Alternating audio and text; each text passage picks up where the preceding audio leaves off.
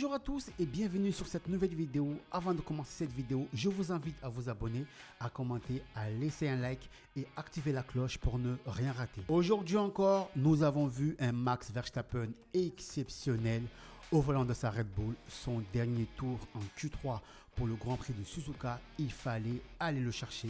Magnifique pole position pour Max Verstappen devant les McLaren. Je reviens sur les propos de Lando Norris. Oui, Lando Norris avait raison. La McLaren n'est pas imbattable. Oui, certes, mais il me semble que Norris et Piastri ont fait un mauvais tour et non un problème de voiture. Le tour de Max Verstappen pour la pole position était presque incroyable, laissant Norris deuxième et Piastri troisième. C'est un grand pilote. Voilà pourquoi chez Red Bull, Max Verstappen passe avant tout le monde. Toute la machine Red Bull doit travailler pour lui fournir la meilleure voiture pour aller chercher les meilleurs résultats. Et même si nous savons que McLaren cette année est très forte, avec deux grands pilotes, Norris et Piastri, en face d'eux, ils ont à se battre avec le meilleur pilote du plateau, Max Verstappen. C'est qu'il ne peut pas rivaliser avec les autres, mais croyez-moi, à chaque fois qu'il pourra, il ne laissera aucun cadeau à ses adversaires. Au départ de la course de ce dimanche, ça va être très chaud avec Verstappen, Norris et Piastri. Les deux pilotes McLaren ont déjà gagné et Verstappen voudra sans doute aller chercher sa première victoire de cette saison.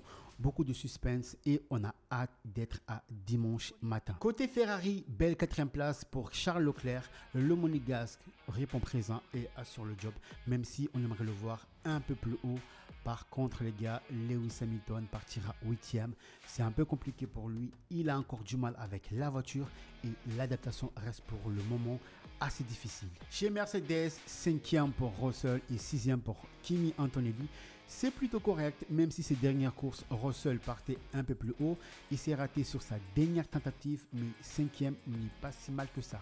Bravo à notre Français, à Isaac Hadjar, malgré ses problèmes de harnais.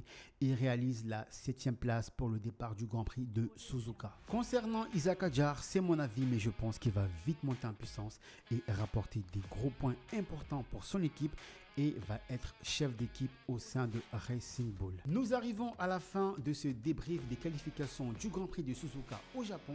Je vous invite à donner vos avis, vos pronostics pour la course de ce dimanche et on se retrouve dimanche soir pour le débrief de la course.